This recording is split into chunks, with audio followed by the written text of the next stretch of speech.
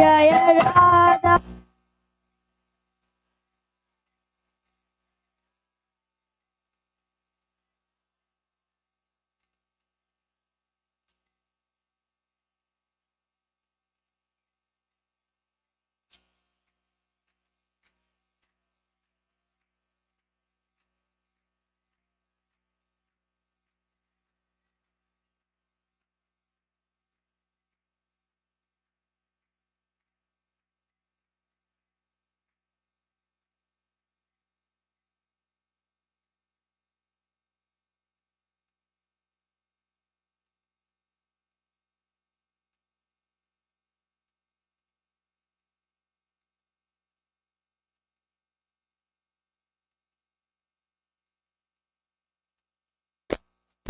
Chaitanya Mahaprabhu's Mahaprakash Leela? Tell me what you know about it.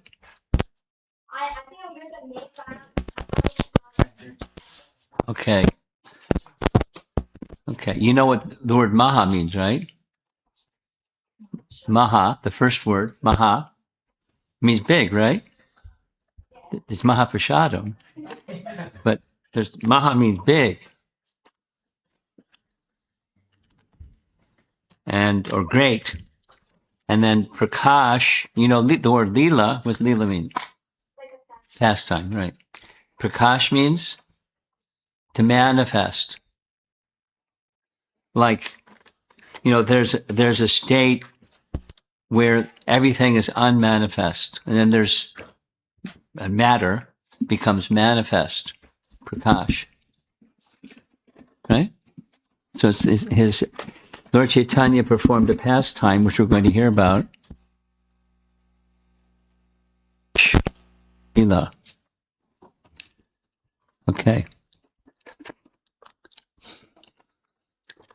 Because tomorrow is Gaur Purnima, and we don't want to stay up till tomorrow morning. There's a lot in this presentation. It's gonna. I don't know if I'll be able to finish it.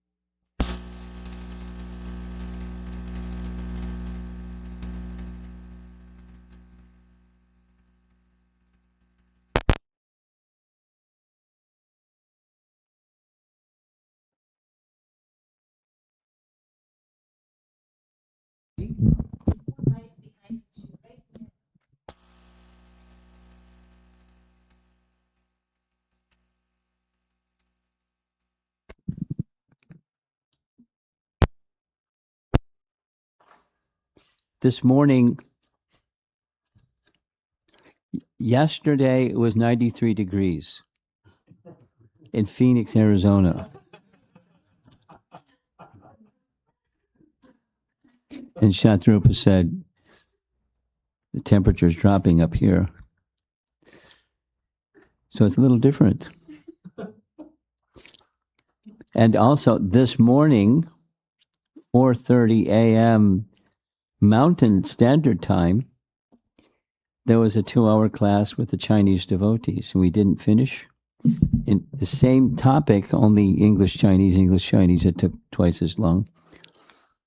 And I learned from the Chinese devotees, one of the devotees they ask these very interesting questions. The Purnima tomorrow is their Purnima tomorrow, but this morning was Gaur Purnima in Phoenix. But somewhere in the mountain range, it changed. The moon changed positions, and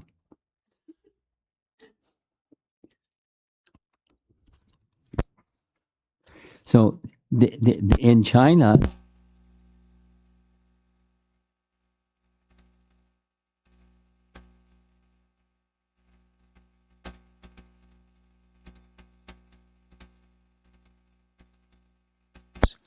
the coloration of the moon turns reddish.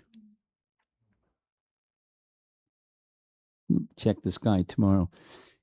So they call it that particular.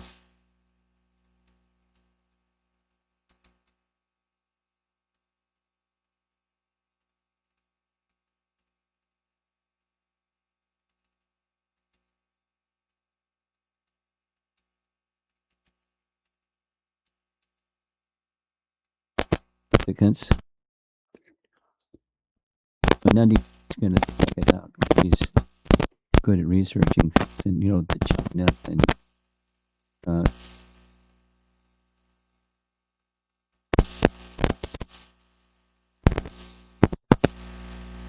Lord Chaitanya is there. Lord Chaitanya in China. He's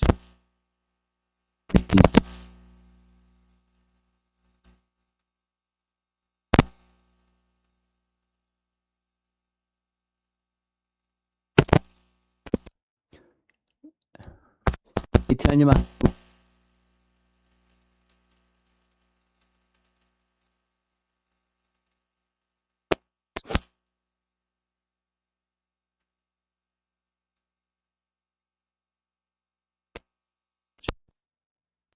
And Sachi Mata was his mother, and he was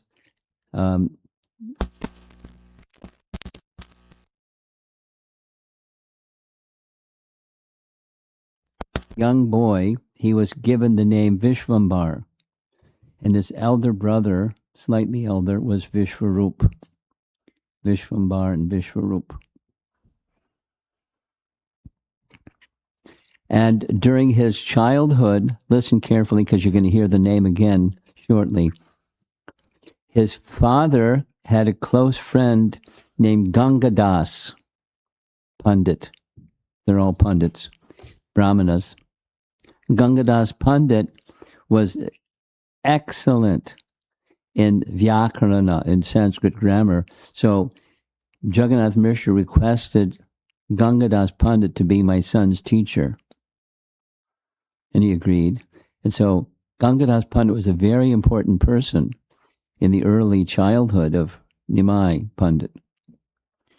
He was called Nimai as a nickname because he was born under a neem tree as an indication that he should be protected because 6 other children died shortly after they were born.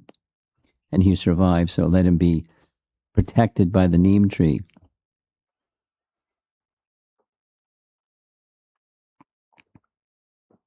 So he became a Sanskrit teacher, or particularly a Vyakarana or grammar teacher, because the beginning entrance into the Vedas is to know Sanskrit. The beginning entrance to learn Sanskrit is grammar. So he was a grammar teacher. And he was good. So good going. Somehow you were sitting in the hot seat and you came out with the right words. Ishwara Puri. So Ishwara Puri was like the spiritual master of Ishwara Puri was Madhavendra Puri. Madhavendra Puri was also a Paramahansa, which meant he not only traveled Paribrajakacharya, so Ishwara Puri was a traveler. He didn't stay in one place. And he came one time to this place of higher learning, which was Navadvip, and Lord Chaitanya met him, or Nimai Pandit met him, and invited him to have a meal at the house of Jagannath Mishra and Mother Sachi. So he obliged that request, and he became very attracted to the wonderful qualities of Nimai Pandit, and vice versa. So later, after his father died, Nimai Pandit was going to do what young boys do when for the ritual for their departed family member or relative. They went up on a place called Gaia. There he saw the lotus feet of Vishnu, because there's a impression in the ground, and he went to do that ritual. And when he was there, he again for the second time met Ishwara Puri, and he received mantra diksha from Ishwara Puri. And when he came back down to Navadvip with all of his students, something changed. He had lost interest in grammar and trying to understand the Vedas by technical proper understanding or translation of the grammar of the Sanskrit texts. He lost that fascination. He was still, so in other words, he already had exhibited he was a super scholar without all the details of the pastimes that indicated this. But now, beyond scholarship, he had become a devotee. And when he became a devotee,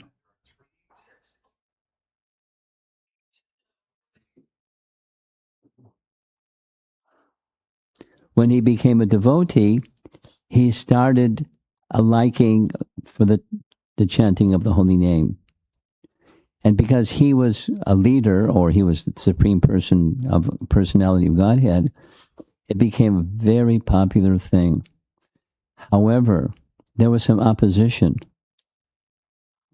There's always opposition, right? So the local Muslim leaders, they didn't like. And even more than the local Muslim leaders was those who had vested interests in something else, in yagya and worship of the devas and devis and so forth. We'll hear some more about that as we go forward. And so it was kind of private, more than kind of private, it was private. The kirtan was in the evening hours at the house of Srivas Pandit. So the house of Srivas Pandit wasn't like a suburban house in Naperville. Those of you that may have been to Mayapur, it's one of those, there was a boundary wall surrounding the property. In the back was the residential quarters for him and his brothers and his uncles, and it was like the extended family kind of living arrangement. It wasn't just him and his children. And there was a place of worship called mandap, kind of like an open air canopy kind of situation. And then on one end was the altar. And in that area in front of the altar, under the mandap, is where they had kirtan. But it was by invitation only, because they were envious people, and the envious people were saying different things and doing different things, and we'll leave all that stuff. But they would try to frame Srivas as if he was, a madman and a drunkard, without all the details.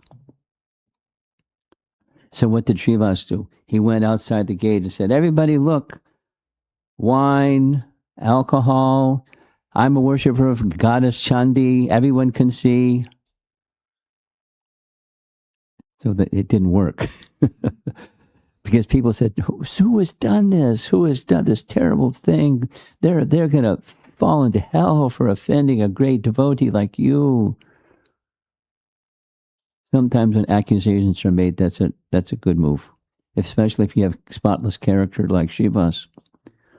So every day. By this time, when Lord Chaitanya began his Sankirtan activities, Nityananda came. And there was the union of Nityananda and Lord Chaitanya for the first time after so many years of Nityananda being on a pilgrimage. And then he knew the omniscient Nityananda came to Mayapur, and the two, Nityananda and Chaitanya, Gaura Nitai, were together. So one fine day, he decided to reveal his identity as the Supreme Personality of Godhead, because prior to that, he was a teacher, and then he was a devotee, but not the Personality of Godhead. So this Mahaprakash Leela, as you see, there's the place where it's described particularly, it's not in Chaitanya Charitamrita, it's in Chaitanya Bhagavat. Here's the reason. Chaitanya Bhagavat was written before Chaitanya Charitamrita. And when Krishnadas Kaviraj was writing Chaitanya Charitamrita, he didn't want to duplicate and look as if he was superseding a prior acharya, Vrindavan Das Thakur. So he mentioned and touched on some of the topics, but this topic is expanded at length in other pastime before Chaitanya Mahaprabhu left Navadvip, that is, from the prior to his sannyas. There's details and details and details that are just fantastic. And this is a fantastic section where Lord Chaitanya is revealing his divinity. And just a little appreciation. Vrindavan Das Thakur's style and Krishnadas Kaviraj Goswami's style are very different. Krishnadas Kaviraj's style is almost like Sanskrit. But from conversations with Bengali devotees, it's hard to translate because it's really high Bengali. I mean, like Bhaktisiddhanta's English is beyond high. But, in other words, he was a very erudite and articulate and scholarly person. Krishnadas Kaviraj, a perfect person for his biography, principal biography. Before that, Vrindavan Das Thakur was not like a casual, but he didn't justify and explain and give references to things.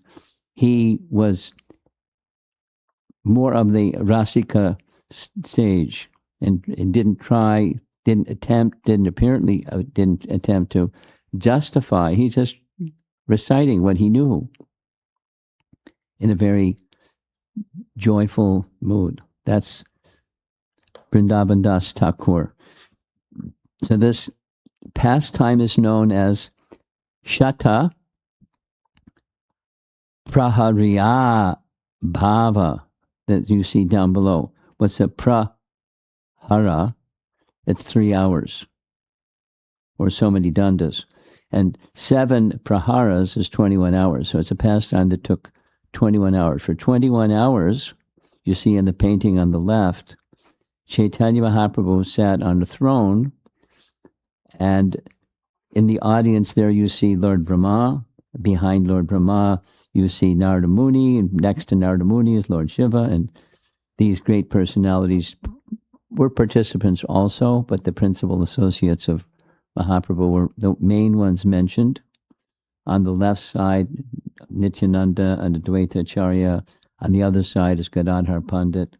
So these personalities were participants in this wonderful Leela, where for 21 hours Lord Chaitanya was displaying his divinity, Prakash. This young fellow. Remember the word Prakash? Means manifest, right? Display, show to the world. Prakash. Prakash. Like the sun gives light, that's Prakash. There's the sun and the sunlight. So one day Mahaprabhu came with Nityananda to the house of Shiva, same usual, they're going to have kirtan. But everyone saw that his mood was unique, unlike the other evenings. And so they began kirtan very jubilantly, especially jubilantly.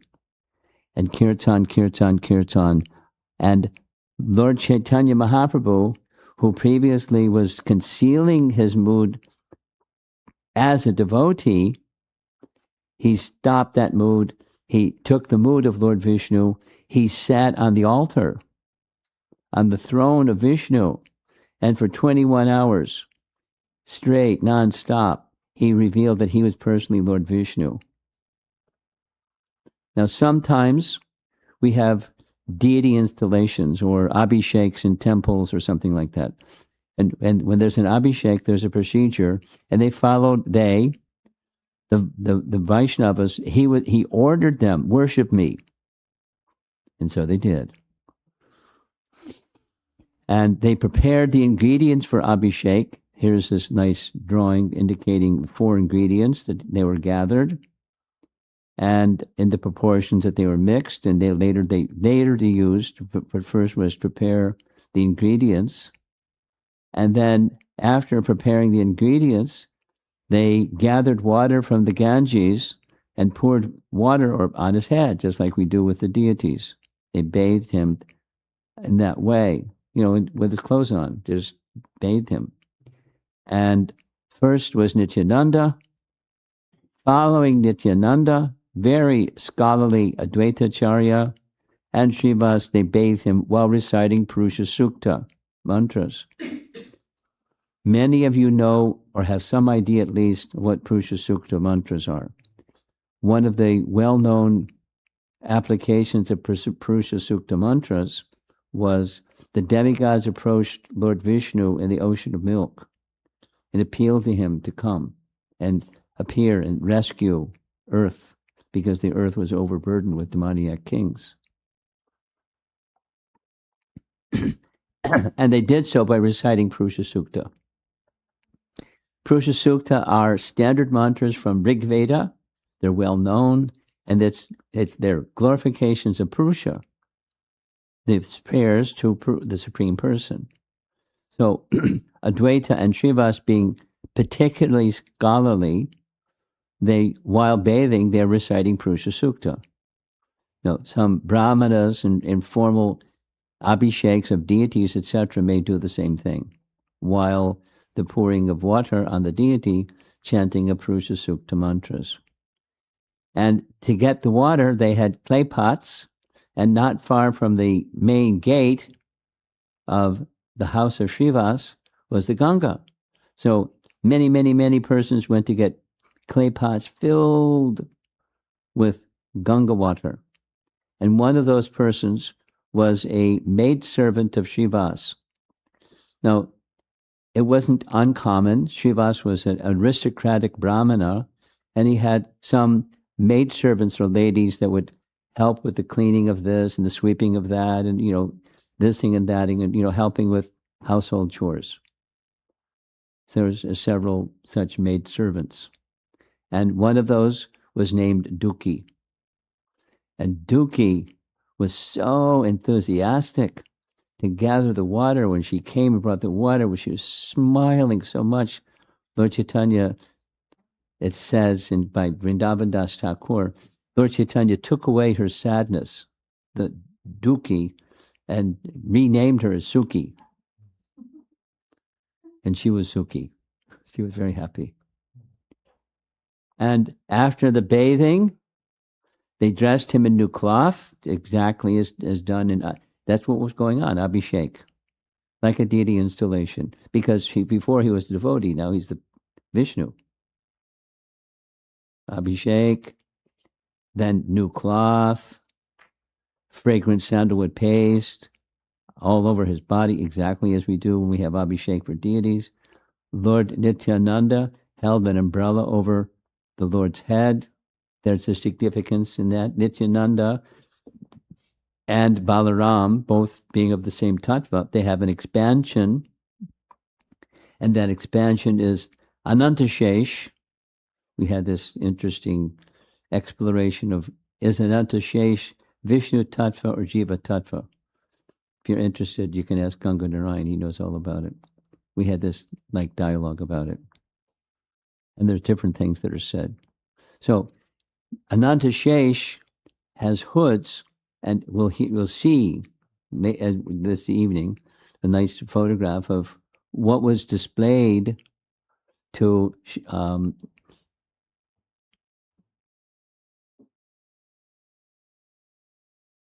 Kolavechar Sridhar. he saw a form of the Lord with an Anantashesh over the form of Lord Vishnu.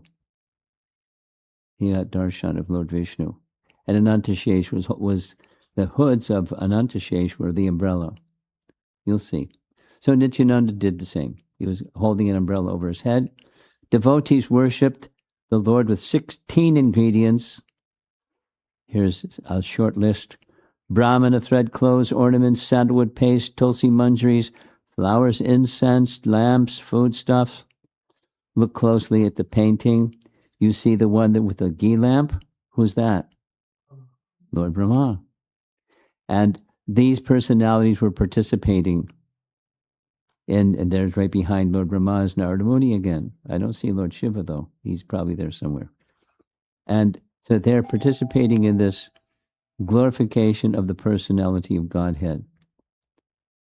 After the arti, they fed him.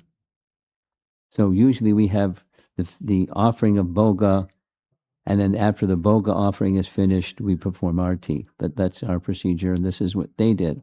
The devotees offered variety of food stuff to the Lord, which the Lord accepted. The food offered included bananas, soaked mung dal, yogurt, condensed milk, butter, milk, coconut pulp with sugar, various sweets, water camphor, and they gave him a lot, and he ate it all. The Lord began to describe the birth and activities of the devotees. So the worship of Vishnu was complete, and now Nimai Pandit still, shows him with a shaved head. He doesn't have a shaved head yet. He revealed further about his divinity. And how did he do that? He invited the devotees by name. He called them one by one to come forward, offer him obeisances, and then he disclosed some facts about them that nobody knew except themselves. So he started with the pastime, Srivas, come forward, paid obeisances. Do you remember when? And he hadn't disclosed this to anybody. But there was, Srivas Pandit, on one occasion, was attending a Bhagavat reading by Devananda Pandit. Devananda Pandit wasn't a Vaishnav.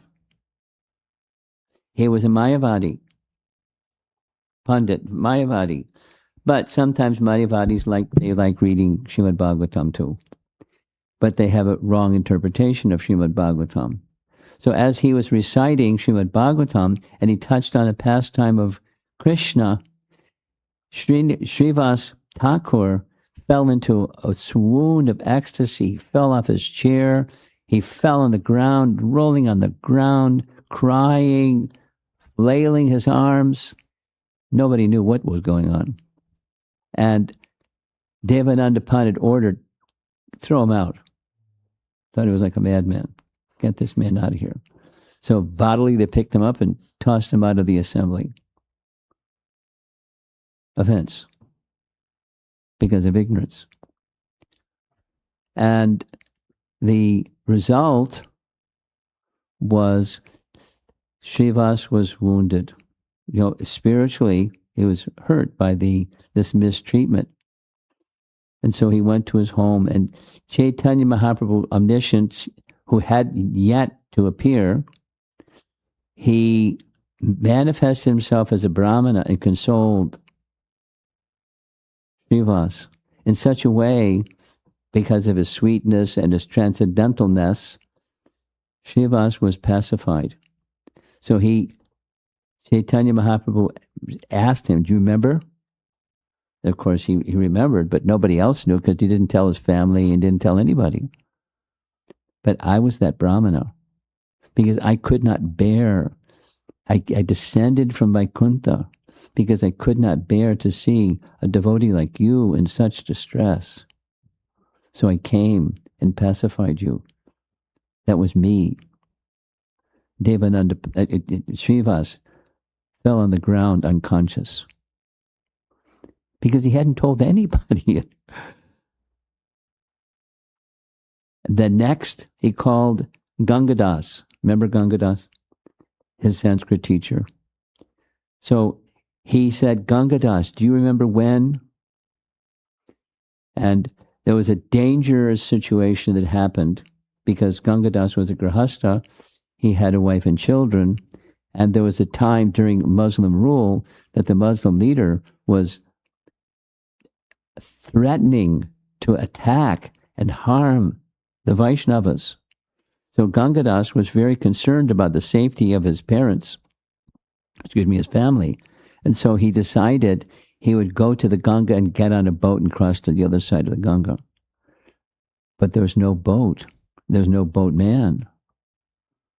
And then suddenly, much to his surprise, from the other side of the Ganga came a boat. And the boatman was Lord Chaitanya. And he disclosed, remember, I was the boatman. And I took you and your family to safety just so you could protect your family. Gangadas hadn't told anybody. I was that boatman. He fainted. And in this way, one after the next, different associates. This is Mahaprakash after the bathing and worship. So now we're going to spend a bunch of time. You can see the number of texts from Madhya Lila chapter 9, where the pastimes of Kulavechar Sridhar are described. And Lord Chaitanya's interaction, it's really sweet. It's Vrindavan Das Thakur all the way. His style of writing, you'll see. So on the left, you see a photograph of a little marker, basically, of where the house of Kulavechar Sridhar was during the time of Mahaprabhu. It just marks the spot. It's not where he didn't live in that little place. And his name, Kolavecha, indicates his profession. His profession was he sold products from bananas. His home was in an area where there are many banana trees, like a banana tree grove. And he took bananas and banana leaves and banana flowers and banana this and bananas from the trees. That, there's a low overhead for taking from the trees. And then with that, he set up a little mat along the side of the Ganga and sold his banana products. That was his livelihood. So in one sense, he was a Vaishya. In another sense, his quality was not only a Vaishnava, but a Brahmana Vaishnava. Oh, we had the occupation of a Vaishya. So the Lord mentioned his name and said, go find him. Now, how do you go find? This is at night. There's no street lights. There's no Zippo lighters. There's no flashlight. There's no... And so Lord Chaitanya or Nimai Pandit said, just follow the course of the Ganges and listen, because you'll find him by sound, because it's some distance down the Ganges. That's where his residence is. And all night long, he chants the holy name of Krishna very loudly. Just follow the sound, you'll find him. So that's what happened. And while his followers were looking, he then began speaking the glories of Sridhar. And here is a nice little illustration. He earned his livelihood by selling banana leaves. Whatever he earned in a day, he offered half in worship of the Ganges. With the other half, he maintained his life.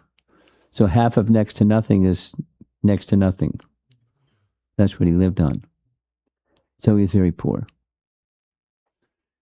Well, here, his clothes were torn in 10 places, and his roof didn't have a straw roof, according to what Nimai said to him.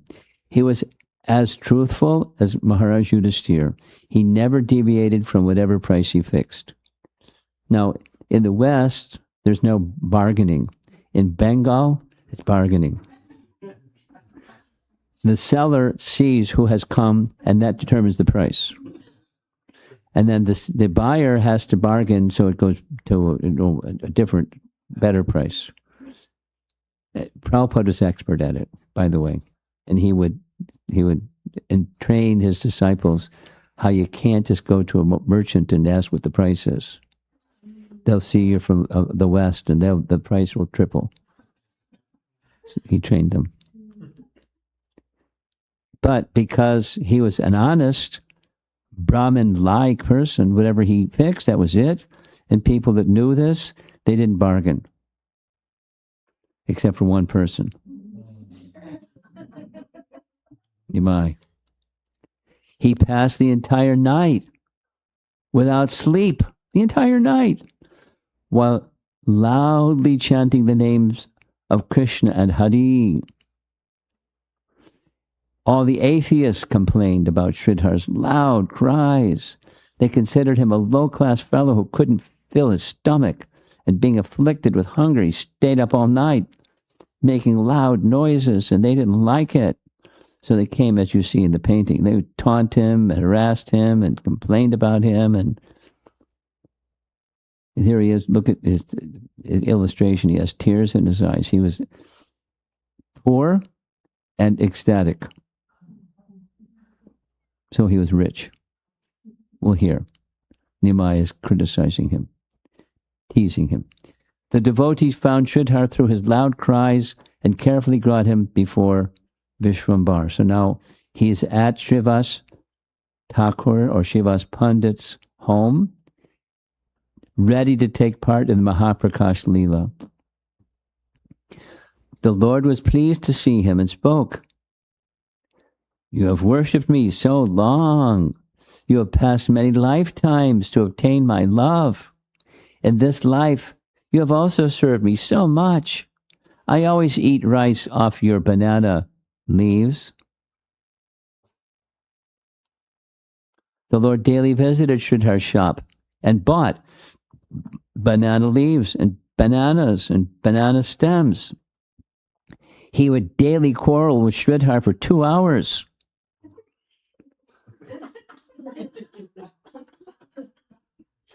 Now, we generally chant japa every morning. It's not that Nimai didn't chant japa, but 2 hours. We chant a lot of japa for 2 hours. 2 hours, and then buy his goods for half the price. Bargaining.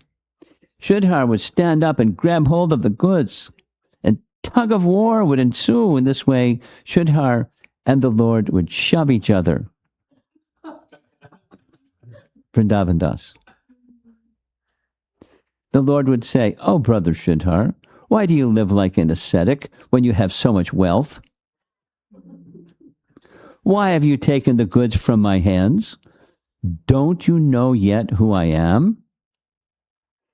The most Brahminical Sridhar would not become angry after looking at the Lord's face. He gave him all the goods. Sridhar said, "Listen, O respected Brahmana, please forgive me, I am your dog." The Lord said, "I know, you are very clever. You have accumulated so much wealth by selling banana leaves. Are there no other shops?" Sridhar asked. "Go there and buy leaves cheaper." The Lord replied, "I will not give up my supplier. Take my money and give me stems and bananas." On seeing the Lord's beauty, Sridhar would become overwhelmed and smile. Then Vishwambar would speak jubilantly. He would speak harshly to him. The pendulum is swinging. It's love. And purposeful love. Intimate love. You buy ingredients that you regularly offer to the Ganges, so what is wrong if you give me a discount? Bartering language. I am the father of the Ganges, whom you regularly worship. This is the truth I am telling you. Sridhar would cover his ears with his hands and exclaim, "Vishnu, Vishnu!" Seeing the Lord so arrogant, Sridhar would then give him the leaves and stems. In this way, they both regularly quarreled with each other. Sridhar considered the Lord a most restless Brahmana. Now, he's not seeing his divinity yet, but he will. The disclosure of his divinity is because of his quality that despite this and then that and then the next thing and then the other thing, his mind didn't budge from Nimai. He was very attached to him. So he would say these other things like go somewhere else and there's other sellers, and he would say other things. But it was love. So he considered him a Brahmana who's restless and arrogant, and Sridhar thought, this Brahmana is very aggressive. I'm afraid that one day he will beat me. But even if he beats me, what can I do to a Brahmana? At the same time, I can't supply him free of charge every day. Anyway, whatever this Brahmana takes by force or deceit, that's my good fortune. So I'll continue to give him every day. Sridhar said, I am defeated. Please leave me alone. I will give you something free. I will give you a piece of stem, a few bananas, and a few leaves. Then, am I still at fault? The Lord said, good, good. I have no more complaints. I won't fight anymore. But see that I get good quality bananas and banana stalks. The Lord then said, Sridhar, you always chant the name of Hari, so why is it you are afflicted by poverty? Lakshmi is the goddess of fortune, and she's the consort of Hari. Can you please tell me why, after serving the beloved Lord of Lakshmi, you do not get sufficient food and clothes? Sridhar, at least I'm not starving, and whether small or large, I'm still wearing some cloth. The Lord said, but I see your clothes are mended in 10 places, and the roof of your cottage has no straw. There's Durga. You see, she's carrying the trident. In the background is the Himalayas, so she's the consort of Lord Shiva. Durga, known in Bengal by different names, Chandi and Vishahari. Look at other people. They worship Chandi or Vishahari, so they have no scarcity for food or cloth. He's not budged. Here's his nice reply. Yet time passes equally for everyone, as they all enjoy the fruits of their previous activities by the will of the Lord. The Lord then said, you have great wealth that you are secretly enjoying. I will soon disclose this to everyone. Then how will you cheat us? The pendulum swings. The Lord daily used Sridhar's leaf cups, and he ate sabjis from Sridhar's plantains, banana flowers, and banana stalks. Whenever a squash grew on the roof of Sridhar's cottage, the Lord would eat it cooked with milk and black pepper. The Lord then said, tell me, what do you think of me? After you answer this, I'll go home. Sridhar gives a very nice answer. You are a Brahmana, a portion of Lord Vishnu. The Lord said, you don't know. Actually, I'm from a Gopa family. Although you see me as the son of a Brahmana, I consider myself a cowherd boy. Because he is Krishna. Sridhar smiled at the Lord's words, but due to the illusory energy, he could not recognize his Lord. So here's Lord Chaitanya displaying his form of Krishna, and by his side Balaram, and his residence in Vrindavan as a cowherd boy. When the exalted Sridhar raised his head, he saw that Vishrambar was blackish like a tamal tree.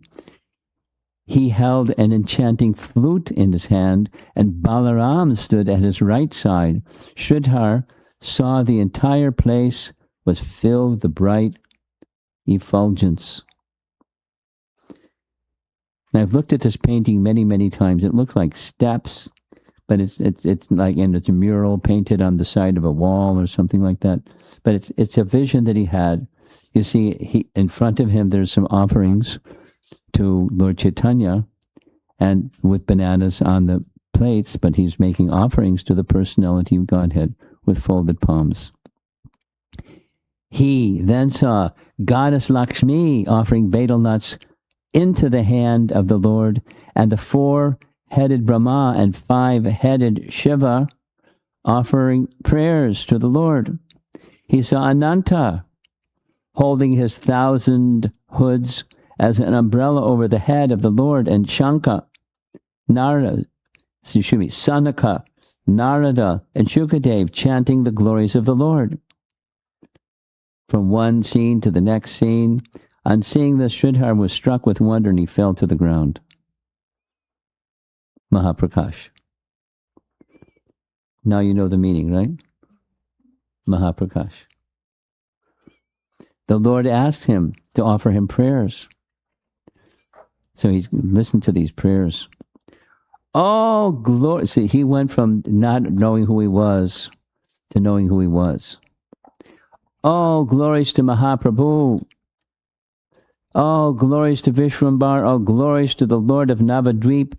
He who was born from the womb of the pious mother Sachi, who is unknown to the Vedas, who assumes various forms in every age to protect religious principles, who is known, who can know you, who can know you unless you reveal yourself.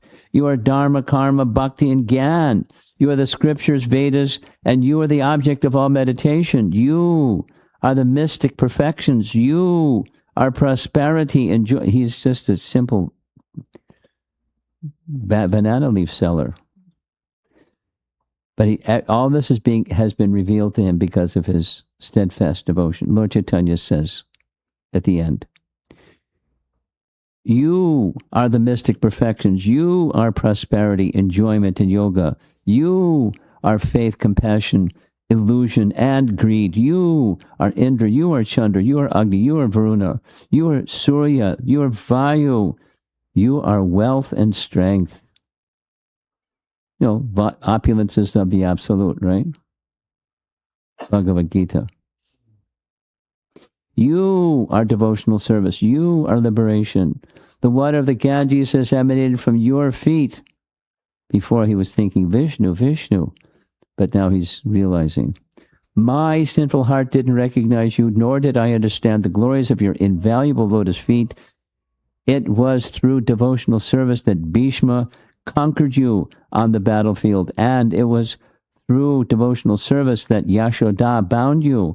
It was through devotional service that Satyabhama scolded you. Being controlled by devotional service, you carried a cowherd damsel of Braja on your shoulders. You personally carried the cowherd boy Sridham. You are conquered by devotional service, therefore it is most confidential. Ordinary people do not understand this. After hearing Sridhar's transcendental prayers, all the exalted Vaishnavas were struck with wonder. So apparently these prayers and the whole scene was revealed in front of everybody at the Mahaprakash Leela. The Lord repeatedly asked Sridhar to request a benediction. Sridhar then asked, let that Brahmana who forcibly took away my banana leaves be my Lord birth after birth. Another teaching of Mama Janmani Janmanishware, another teaching of Bhakti, of Chaitanya Mahaprabhu. I don't want liberation, birth after birth. Let me always engage in the service of the lotus feet of that Brahman who constantly quarreled with me. Vishwambar smiled and said, listen, Sridhar, I want to make you the king of a great kingdom. As if he's enticing him. Sridhar replied, I do not want anything. Make such an arrangement, O Lord, that I may chant your names. The Lord said, O Sridhar, you are my servant. That is why you're able to see my opulences. That is why your mind does not deviate from me. Thus, I'm giving you devotional service that is confidential to the Vedas. And the Palastuti at the end, anyone who hears the prayers of Sridhar and the benediction he received from the Lord will obtain the wealth of prema, or love of Godhead. So Prabhus, get ready. It may take a little while, but the word has been spoken by such an exalted Brahmana. So next, this morning, this is as far as we got, just hearing the story of Sridhar. But that's not the end of the Mahaprakash Leela. So next, he called forward Murari Gupta. Who's Murari Gupta? Murari Gupta. Of our youngsters, you know who is Murari Gupta? Yeah.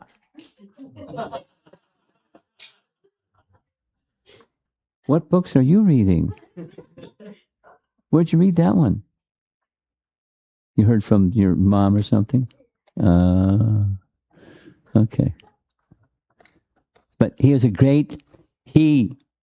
Murari Gupta was a great devotee of Ramachandra, as is Hanuman, a great devotee of Ramachandra. And at the same time, he was a great devotee of Lord Chaitanya. So there's a very nice pastime, not Mahaprakash Leela, but he and Nityananda had called him to come to his home.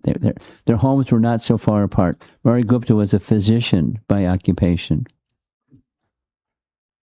So Lord Chaitanya would have him come sometime because he had a cold, or he administers some medicine and cure his disease, the illness. So one time when he came, he said, Murari, chant Krishna's name incessantly, knowing he couldn't. So he went back home. Because he's a devotee of Lord Chaitanya, he tried, and he came back the next morning crying and crying, please change your instruction. Give me a different instruction. Tell me to always chant that Ram's name. Lord Chaitanya said, I was just testing you. I know your devotion. You can't give up the lotus feet of Lord Ramchandra for anything. So here's a pastime where Nimai Pandit at Mahaprakash Leela is going to reveal all of this publicly, right in front of everybody, Murari Gupta's position. The Lord ordered Murari, behold my form. And Murari saw the Lord as Ramachandra, dark like fresh grass. He saw Sita and Lakshmana on the Lord's left and right side. The leaders of the monkeys were offering prayers in the four directions. Murari realized that he was also one of the monkeys. Having imagined that realization, Vishvambara exclaimed, "Oh, monkey, you forgot how Ravana, who stole Sita, burned you and your face. You burned his entire city and subdued his dynasty. I tell you, I am that Lord. Oh, Murari, get up, get up. You are my life. I am that Ramachandra, and you are Hanuman." There's nice painting, huh? See your life and soul, the son of Sumitra. You brought Ganda Madana hill to revive his life. The distress of Sita made you cry profusely. Vishvambara again said to Murari, ask for a benediction, any benediction you desire. Murari replied, I do not want anything, simply allow me to sing your glories.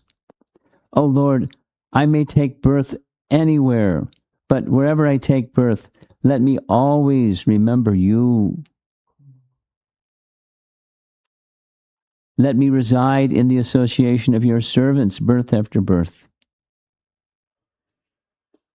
O Lord, do not put me in a condition in which you are not my master and I am not your servant. May I remain your servant wherever you are, and your associates incarnate. The Lord granted the benediction. Now there's Murari paying his obeisances in front of everybody, and Lord Chaitanya seated on his throne of Vishnu. The Lord awarded this benediction to Murari and declared that anyone who blasphemes Murari will not be delivered even if he takes millions of baths in the Ganges and chants the holy name of Hari. The Lord revealed the meaning of the name Murari Gupta. Lord Murari, that's Krishna, the enemy of the Mura demon, resides in his heart, Gupte, or secretly. Then he called Haridas Thakur. And according to Vrindavan Das Thakur, Haridas Thakur, of course it's other places confirmed, a combination of Lord Brahma and Prahlad. The Lord then mercifully called Haridas and said, "You are more dear to me than my own body. I certainly belong to the same caste as you." There's no caste. That's the same caste. The Transcendentalists don't have a caste. Listen, Haridas, when the Yavanas beat you in the various villages, I saw your distress and descended from Vaikuntha with the disc in my hand in order to cut everyone to pieces. When you desired their benefit, I was unable to use my power against them. My disc became powerless because of you. Due to your resolve, I could not sever their heads. When I saw how severely they were beating you, I covered your back. Then I took the beating on my own body. Here are the marks. I am not speaking. So he lifted his kurta and showed, I'm not speaking a lie. See all these beating marks. Haridas saw the beating marks and he fainted because he wasn't feeling any pain. And why am I not feeling any pain? That the Lord was taking the beatings. On hearing, Haridas immediately fell unconscious to the ground. Mahaprabhu then helped him regain his external consciousness and ordered him to see his Mahaprakash pastimes. With great humility, Haridas offered prayers to Mahaprabhu. Please be merciful to this sinful person. I fall at your feet. I have no good qualities. I am fallen outcast. How can I possibly describe your glories? If one sees me, he becomes sinful. If one touches me, he should take bath. Haridas then cited the example of Draupadi, Prahlad, Yudhisthira, and Ajamila to establish the Lord's affection for his surrendered devotees. Haridas folded his hands and said, although I am less fortunate, I have a great desire. My life is sinful because I am devoid of remembrance of you. Please, make my life successful by allowing me to eat the remnants of your servants. Kindly keep me in the house of a devotee as a dog. Haridas became filled with love and devotion for the Lord. The Lord said, listen, my dear Haridas, anyone who resides with you for even a day or speak with you for even a moment will certainly achieve me. There's no doubt about it. Notice the painting. There's the dome of the Jagannath temple in the background. And he's seated under a tree because he wouldn't go near the temple. Anyone who hears the prayers of Haridas and the benediction he received will certainly obtain the treasure of Krishna Prema. There's two benedictions.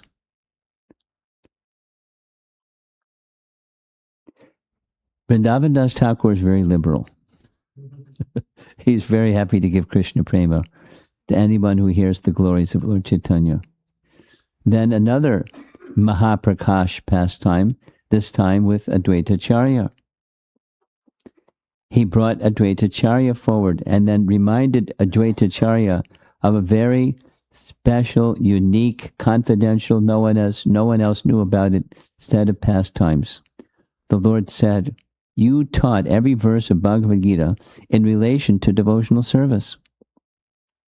If you did not find the devotional meaning of a verse, you would give up all enjoyment, like fasting, rather than find fault with the verse.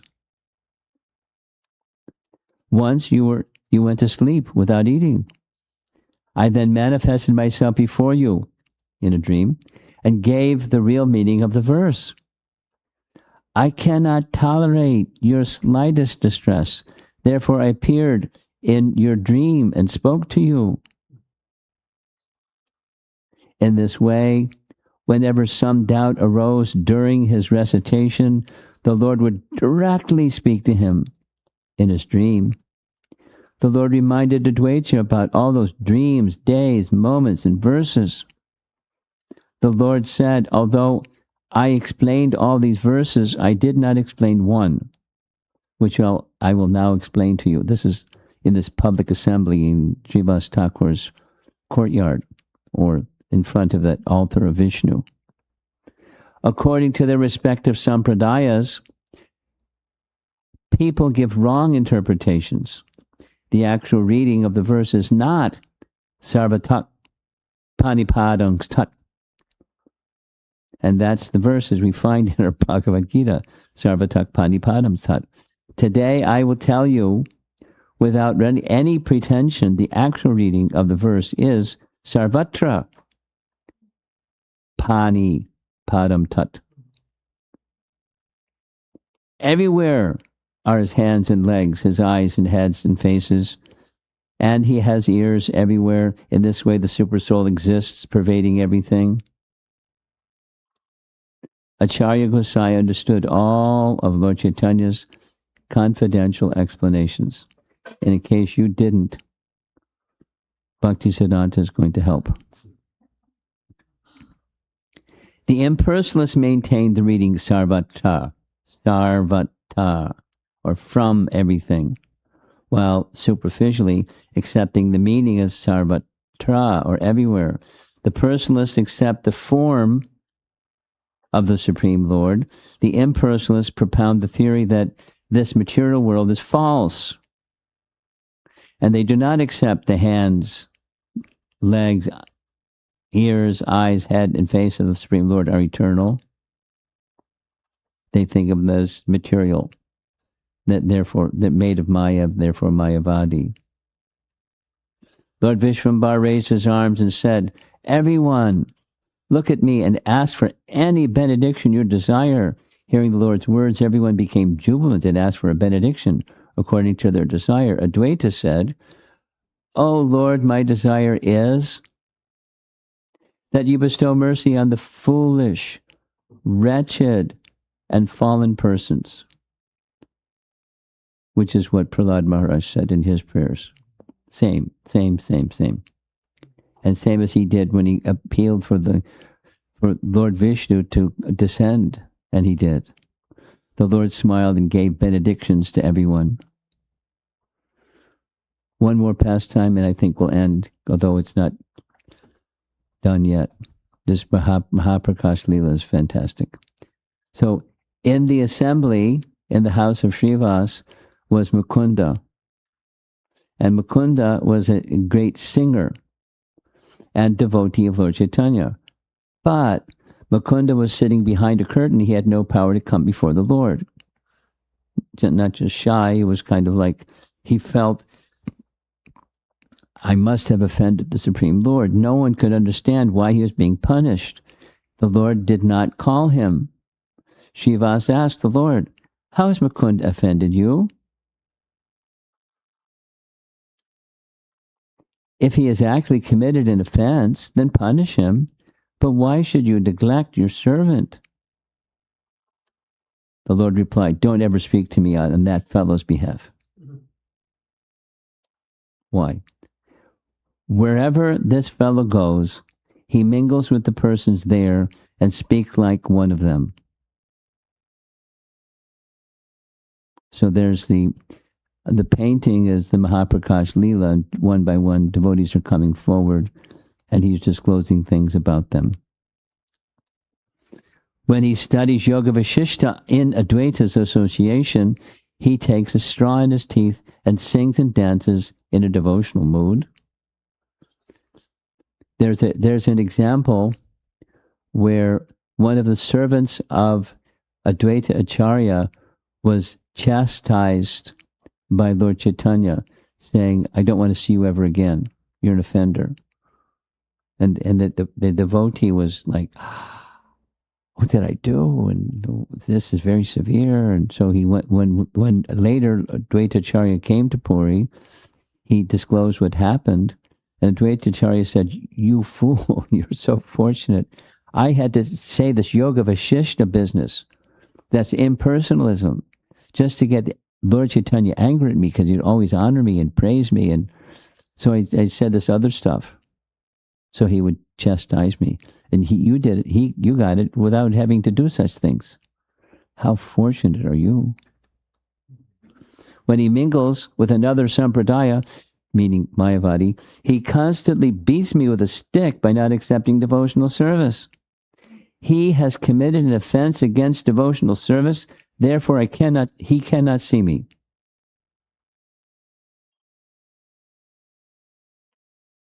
Mukunda heard everything from outside. He heard that he would not get the Lord's darshan. The exalted Vaishnava Mukunda thought, there's no need to continue my life. Mukunda requested Srivas Thakur to ask the Lord when he'll be able to see him.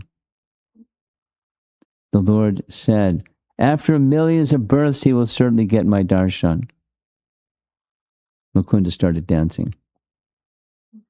As soon as Mukunda heard from the Lord that he would certainly attain him, he became immersed in spiritual happiness. And seeing Mukunda, the Lord smiled and ordered, bring Mukunda at once. The Lord said, oh Mukunda, you are freed from your offenses. Come see me and take my mercy. The faults of your bad association are vanquished. I have been defeated by you.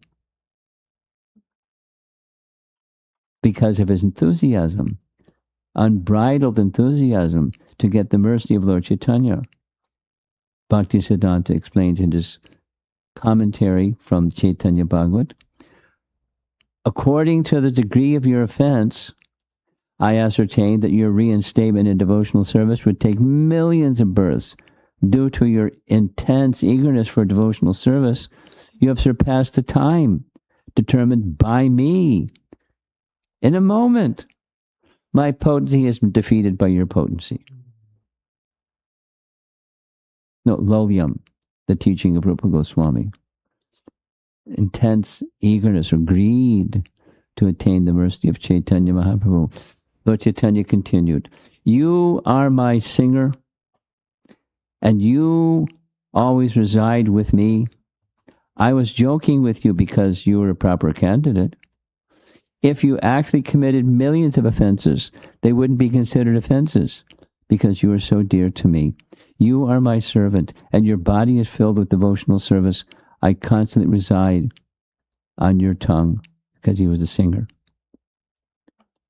Mukunda gave examples of Duryodhana, Shishupal, Hiranyaksha, Hiranyakashipu. They all saw Krishna's form, but they did not attain happiness because of devotional service. Mukunda, your devotional service is very pleasing to me. I personally manifest wherever you sing. You are my eternal companion, and you always sing for me. Wherever I incarnate, you will appear as my associate to sing the glories of Hari. Thereafter, the Lord gave us garland and betel remnants to everyone.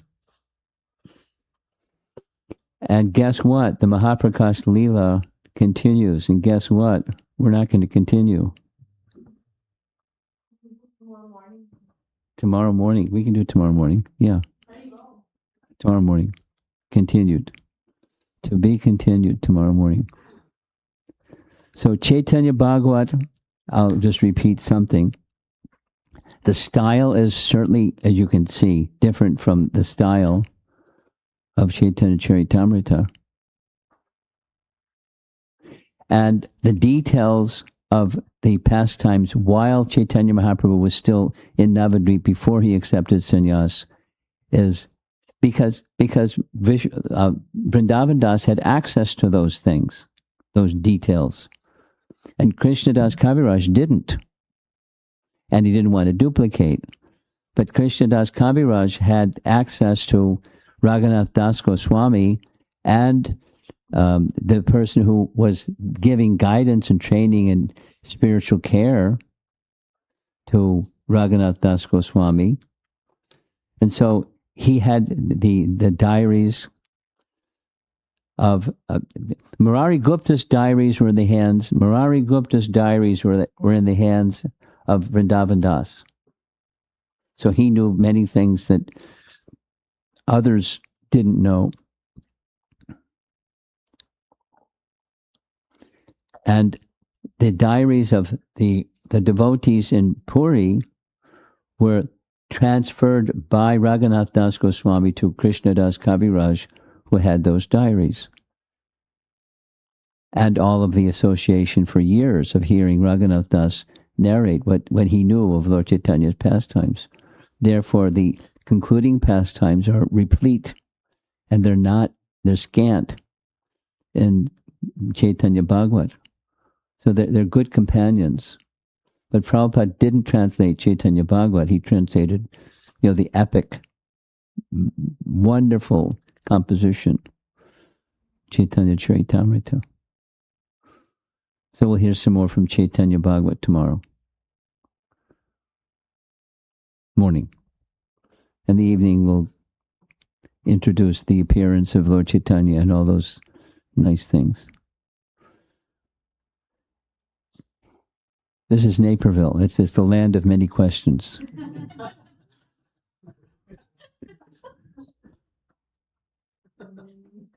Any comments or questions?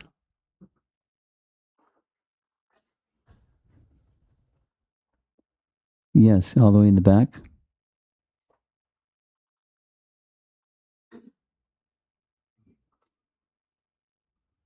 Hare Krishna. Hare Krishna, Maharaj. Thank you for such a wonderful class. Maharaj, I have recently started reading Chaitanya Charitamrita, and I haven't gotten to the part of Mahaprakash Leela, but I'm trying to understand. It's not in Chaitanya. You reading Chaitanya Bhagavat or Chaitanya Charitamrita? Charitamrita. Yeah. It's not. It's not like this in Chaitanya Charitamrita. This is Chaitanya Bhagavat. Okay, Maharaj, I'm trying to understand when Shri Krishna Chaitanya Mahaprabhu appears, he appears in the mood of a devotee. So I'm trying to understand the mood of Mahaprakash Leela. Careful. Speak your words carefully. He appeared as a devotee. Yes, he appeared as a devotee of Krishna. Yes. No, go ahead. I interrupted. Go ahead. So I'm trying to understand if he appears a devotee, and I've heard that he didn't like when people referred to him as a Supreme Lord. Yeah. And but look what he did in Chaitanya Bhagavat. He broke the rule, didn't he?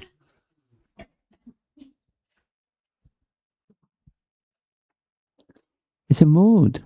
He's entitled. Do you have different moods? Mm-hmm. He has different moods. It's a unique one. When it was over, he closed the window. But it was a very special pastime for intimate devotees. It wasn't everybody. And it was everybody, so he was particular with everybody. You understand? Yes, ma'am. Okay. You want to pursue it further? Yes. Maharaj, I have a second question. Okay. So, just like I've heard from lectures that Yashodanandan Krishna, he appears once in the day of Brahma, and just like Yashodanandan Krishna, Shri Krishna Chaitanya Mahaprabhu also appears in the day of Brahma, like once in Not the day only of the Brahma. day of, the very next yuga, in the same yuga cycle, he appears. Right after. Same 27th yuga cycle of Vaivasvata Manu. Right after Krishna appears and disappears, Mahaprabhu appears. It's clear? Yes. Thank you, Maharaj. Yeah. Guru Maharaj, the pastime, I wanted to go to the pastime of Kulavecha Sridhar. Okay. And that's, to me, that is, probably one of the sweetest pastimes in the pastimes of Chaitanya Mahaprabhu. One thing that I find that the simplicity of Kulavecha Sridhar, even though he didn't understand the position of Chaitanya Mahaprabhu, and he had this haggling Brahmana, right? But he wasn't like, how dare you do it? You're not living up to the qualities of a Brahmana. Like, he wasn't interacting with, even he was respecting, going back to the theme that we had in your previous visit here. He was respecting the Brahmana in the position of a Brahmana. Yes. In spite of behavior that was all the haggling, all the qualities that was contrary to a Brahmana. And the simplicity of Kulavecha Sridhar's heart is being so very clearly being displayed by Vrindavan Das Thakur. You got it. In this pastime is so amazing. You captured I just wanted to captured it. And Nimai said, it's because of that fixed devotion that you have for me, I have revealed my opulences to you, and labeled him also to speak those opulences. I mean, that's Chaitanya Mahaprabhu and Rupa Goswami and Sanatana Goswami and others that revealed many things because he empowered them to understand many things that others couldn't understand. I mean, he gave instructions, but he also gave the capacity to understand even things he didn't explain and to write books on those things. So, I mean, mercy is essential. And having the quality to be able to receive that mercy, equally essential. Nice. There's important lessons for us in these leelas. There's one of them. Easier said than done, but there's a capacity to be unshaken. Even in in Bhagavad Gita, even the greatest danger, difficulty. Just this morning, along with everything else that was going on, I got this distress message from someone. I won't say who and where they are. And, everything is upside down. And they're being shaken by their ankles upside down.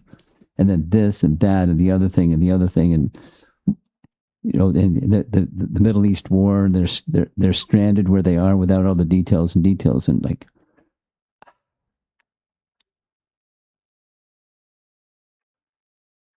so it happens.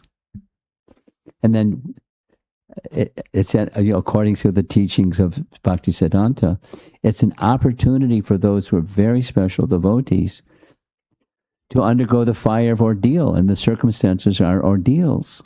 And when their unflinching position of bhakti, despite the ordeals, you may not have a solution, whatever,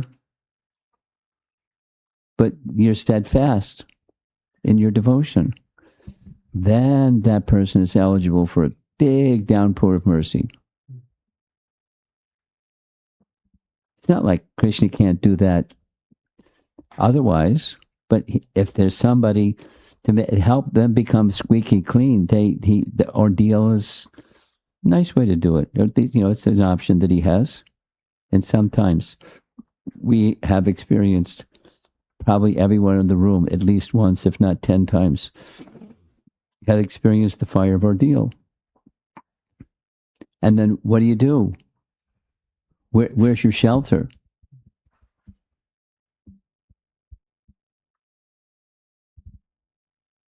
I mean, along this topic that we discussed in the car ride, another conversation in Phoenix, a family that I've known for, 20 years. Their daughter is just about to go to college. And the mother is very motherly protective. And the daughter is smiling. She wants to go out of state. And her mother is like, and I'm not saying any name, but it's just a classic, she's only chanting 2 rounds a day. What's her shelter?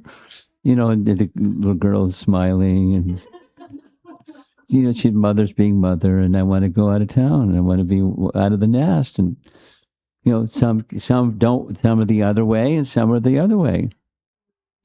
So but there has to be shelter, because otherwise it's a dangerous place, not just for a young girl. It's a dangerous place.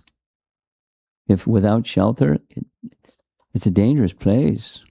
So make sure we have shelter, and then when there's ordeal, like, when she goes away to college, wherever that's going to be, count on it. Some ordeal will come. And then what's going to happen? Depends on if there's shelter or not, and the degree to which there's shelter or not. And that's life. So learn by devotion or learn the hard way.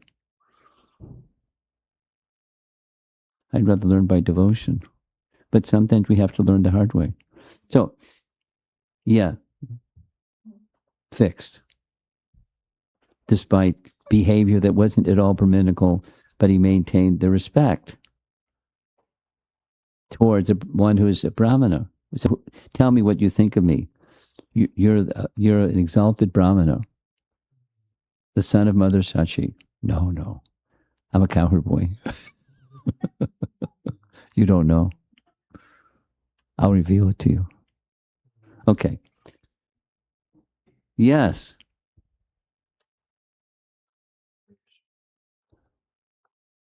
Maharaj.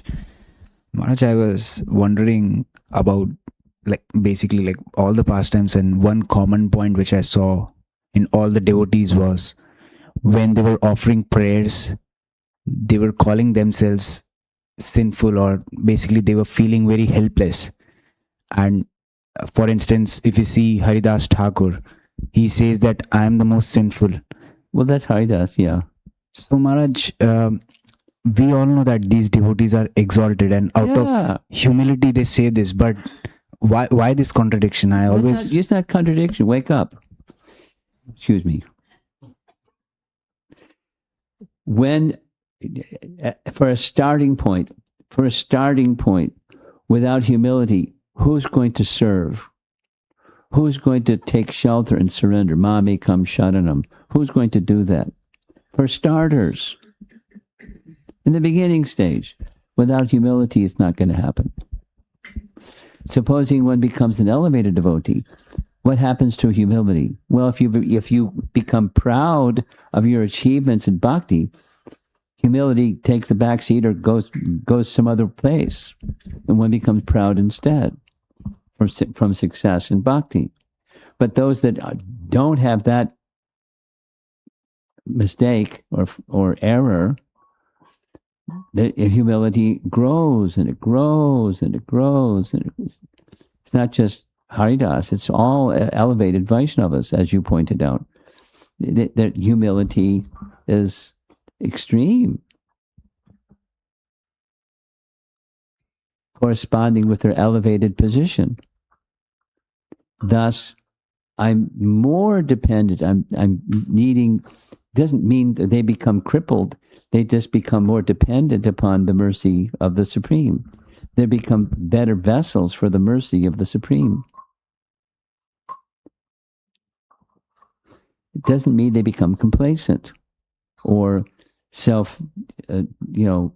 destructive. Okay, Yes, Maharaj. it was part of the ecstasy. When Prahlad, we just discovered this in Phoenix. Prahlad speak like this, and it's very. And our acharyas say he doesn't have those qualities, but he's thinking of himself in that way because of his prema. It's a symptom of prema. It's not cosmetic. The person would say that cosmetically, when in fact we know they're proud, it smells bad. There's a bad odor to it.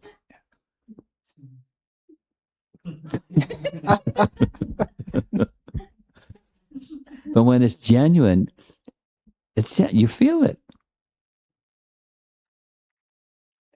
It's genuine. So we're not there yet. You and I aren't there yet. That's okay. Don't think it's a contradiction. It's part of their elevation. Those that are genuine, it's part of their elevatedness. Abject humility and highest stages of bhakti simultaneously. Lower than the worm of stool. More sinful than Jaghai and Madhai. It's not cute. It's how they feel. Yes, Maharaj. Maharaj, I just had a follow-up to that. Okay, you're going to practice it, right? Go ahead.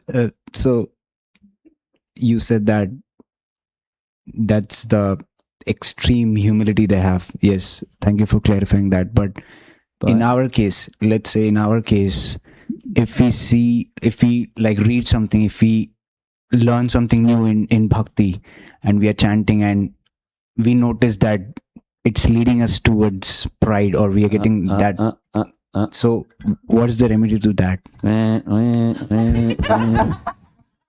Like cars have those signals, when you're starting to head off the road or get too close to the car in front of you or something. The signal should go on. Then the signal is super soul's tapping you and saying, don't go there.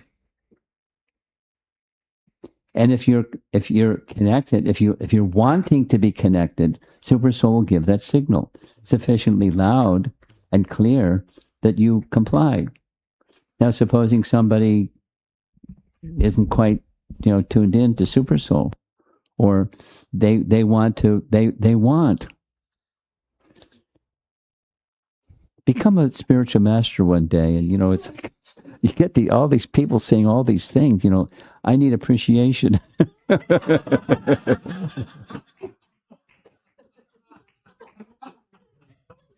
I'm feeling lonely, like can't get no satisfaction. I say I heard that from the Rolling Stones long ago, but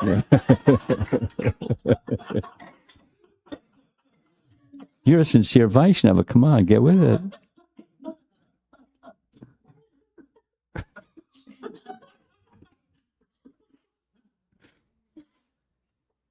But they're going through those emotions, and so they need some transcendental hand and voice and shelter and a reminder. So Super Soul is giving, but then they may need someone besides Super Soul giving, like good association and a spiritual master, and here's some prayers you might want to recite, and something.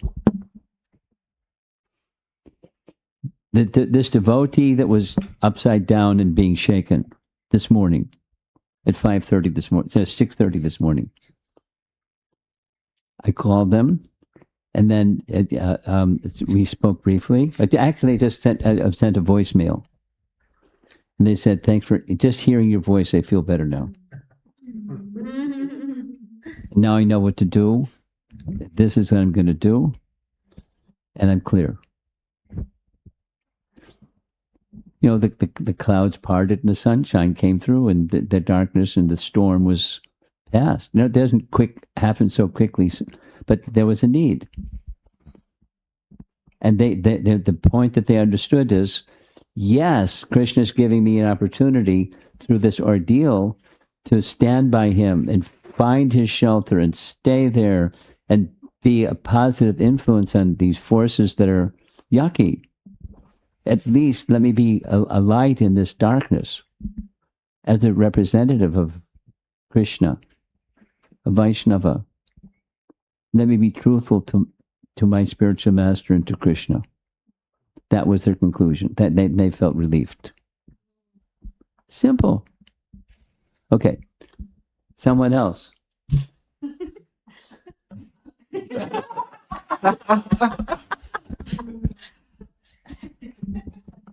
This is Naperville. Come on. Thank you so much, Guru Maharaj, for coming back to us a day before Gaur Purnima. Day before.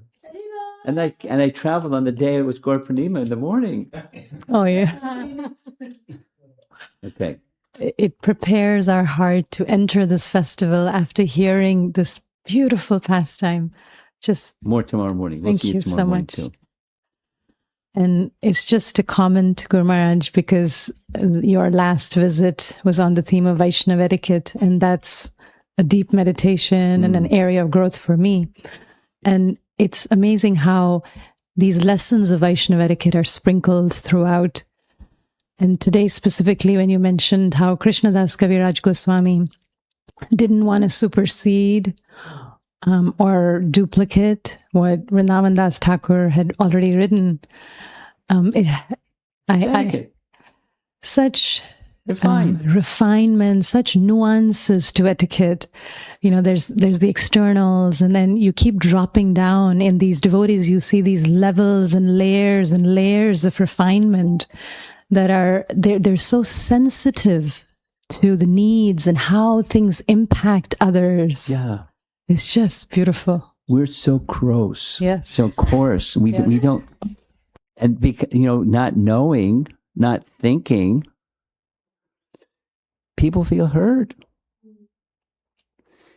And then there's what happens after that. That you feel, what's wrong with these people? I didn't say anything, do anything, and all I was doing is speaking the truth, and etc. Anyway, there's justification for, and that blocks or bars one from the subtle features that you say, nuance. The subtle, tender, sweet affectations of bhakti, like when. So keep practicing. You have something? Who has the microphone? You have the microphone. Go ahead. Hare Krishna Maharaj. I actually had 2 questions, if that's okay. Okay, we'll just give you the last 2 questions. So my first question, I was reminded of it when Kapil Prabhu asked his question. So I noticed that when you're like, I don't read much, but I noticed that when I'm reading something, then I noticed that it can be easy to feel pride, to let pride take over, because then you're like, oh, now I know this, but I didn't know, but now I know this. So what I think in my head, I don't know if this is even right. What I do in my head is I think reading is also like devotional service, and there are different kinds of devotional service. That's right. So like me reading something, it's not different from like someone cooking or like washing a pot. Cooking at the temple, washing a pot at the temple. From Krishna's point of view, yes. Yeah. So that's like... That's okay. right. Okay. You got it. Okay. Thank you, Maharaj. I want to add. You're going to go to the second question? No, Maharaj, please add. You ready for the second question? Yes. Okay, I want to go to the first question. I happen to like very much and encourage others to also take the opportunity to hear Radhika Raman's class on churning the topics of Shastra, because he has a very wonderful way of describing how to avoid this pride thing, and cherry picking so that next time I have to speak, I know something more than I knew yesterday, and the kind of entrepreneurial relationship with Scripture. And that's because that's the education model that we've grown up in. It's easy. And then pride follows that easily. So is there a substitute? Yes. So I invite you to listen and then listen again and listen a third time to his nice seminar on churning the topics of the Shastra.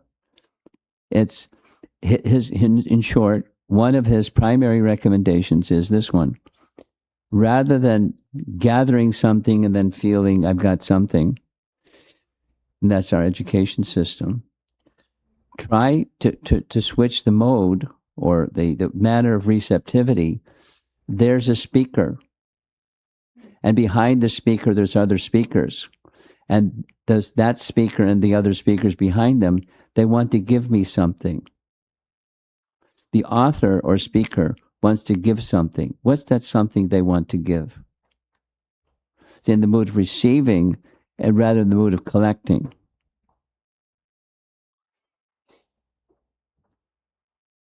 And then when you have that mood, then one of the things that will happen is pride is diminished, but you'll hear things that you wouldn't hear otherwise because you heard with that kind of receptivity. And it takes practice, like anything takes practice. To cook takes practice. To do anything takes practice. With practice, it just then becomes a way of hearing and reading that changes your approach to life and your way of experiencing relationships and experiencing life.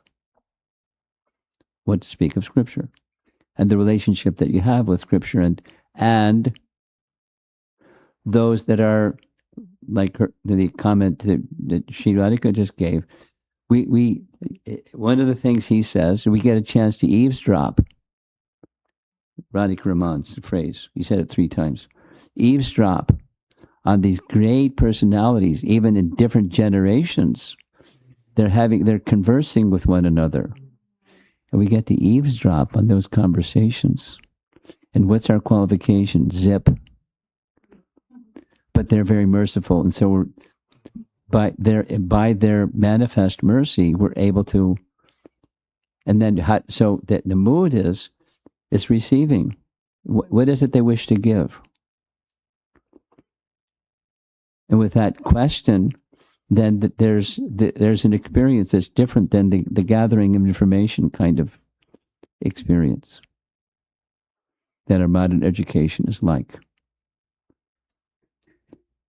It's very mercantile mentality. Your second question. So, when devotees say that Chaitanya Mahaprabhu, Nityananda Prabhu, they come to give us love of Krishna, love of Godhead. So, normally in language, when someone says something like, a stepmother tries to give you the love of a mother, that could mean that she's trying to give you the love a mom would have towards the child. And so when it said that they're giving you Krishna prema, could it also mean that they're not only giving you the ability to feel love towards Krishna, but also the love Krishna has towards us? Well, elevated souls can put 2 and 2 together and get 4. And some other persons that aren't so elevated, they come up with 6 or some other number. But yeah, simple math is yes. One implies the other. You don't get one without the other. You don't get the other without the one. It's a package. The bhakti is reciprocal.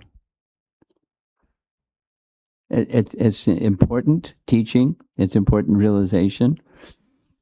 And advancement in Krishna consciousness is exactly that. To recognize and realize transcendence is a relationship, like chanting and everything else that we do, reading and everything else that we do. That's too bad. Look at the time. Okay, We'll take one of the two questions. You should have spoken up before. Go ahead. This was from Devimurti Mataji. What kind of rasa does Kolovich, Sridhar and Lord Chaitanya have? Their exchange of bargain is so sweet. Not sure of what kind of rasa they have. Well, I've not read anything by our acharyas to say what kind of rasa.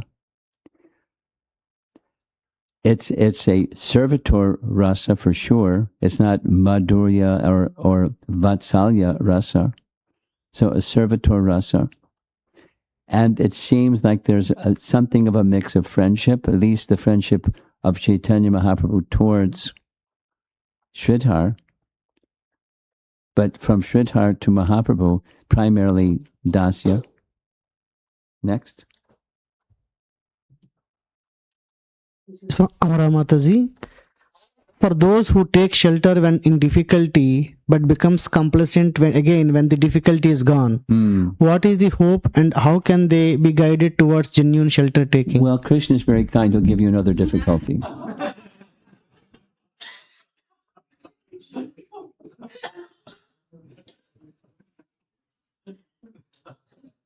Hope for another difficulty. That's Queen Kunti, right?